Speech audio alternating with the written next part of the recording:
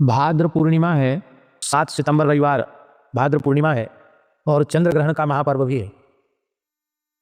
सूतक कल दोपहर 12:57 से सूतक आरंभ हो जाएगा। मोटा मोटी समझना चाहिए कि 12:30 बजे से सूतक का काल आरंभ हो जाएगा। वैसे 12:57 समय है, लेकिन अपने को 12:30 से मानना चाहिए, जिससे कि सूतक के पूर्व की जो तैयारी है वो 12:30 बजे तक कर लें। अपनी शिखा में कुशा धारण कर लें, जो भी सूखा सामान है उसमें कुशा डाल दें, अन्न है उसमें कुशा डाल दें। और सूतक के काल में जो रुग्ण हैं उन रुग्ण को रोगियों को फल जल आदि ले सकते हैं, अन्न नहीं लेना चाहिए।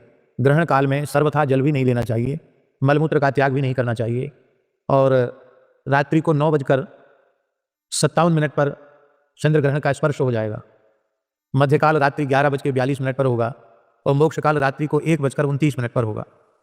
तो ग्रहण के स्पर्श से अर्थात रात्रि को 9:57 से रात्रि को 1:29 तक एक आसन से बैठकर अपने गुरु मंत्र का जप करना चाहिए। जो उस काल में गुरु मंत्र का जप करेंगे उन्हें पुरस्करण का पुण्य प्राप्त हो जाएगा। जिस किसी भी मंत्र का जप किया जाता है उसका पुरस्करण हो जाता है। तो यह ग्रहण का काल अत्यंत पवित्र काल है। इसमें शयन नहीं करना चाहिए, भोजन नहीं करना चाहिए, स्त्री का स्पर्श नहीं करना चाहिए सकाम भाव से। स्त्री हो पुरुष हो सबको सावधान होकर के साधन करना चाहिए, क्योंकि ग्रहण काल का पुण्य अक्षय होता है। सर्वम गंगा समम तोयम सर्वे व्यास समाधिया, सारा जल गंगा जल के तुल्य हो जाता है और सभी ब्राह्मण वेद व्यास के तुल्य होते हैं।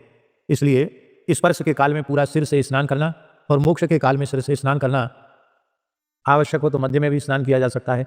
बहुत से लोग तो जल में ही बैठ करके पूरा जप करते रहते हैं, लेकिन जिसके शरीर की जैसी सामर्थ्य हो, स्पर्श काल में एक बार स्नान और मोक्ष काल में स्नान। मोक्ष काल के बाद फिर लगभग 1:29 पर मोक्ष काल है, तो स्नान करते करते 2-2:30 बज जाएगा। फिर ब्रह्मवेला आ जाएगी, तो अपना नित्य नियम शुरू कर दें और नित्य नियम के बाद फिर ठाकुर जी की सेवा पूजा सवेरे 4-5 बजे ठाकुर जी की सेवा पूजा शुरू कर दें। शयन नहीं करना चाहिए। उत्तम पक्ष यही है कि ग्रहण के मोक्ष स्नान के बाद शयन नहीं करना चाहिए। शयन करेंगे तो फिर दूसरे दिन चढ़े तक सोएंगे तो किया कराया सब गुड़ गोबर हो जाएगा।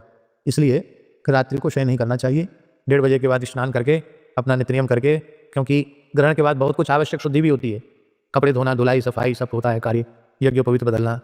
फिर भगवान का अपना नित्य नियम करते करते भगवान के उठाने का समय हो जाएगा। 3 बजे से भगवान की 4 बजे से सेवा शुरू कर दें।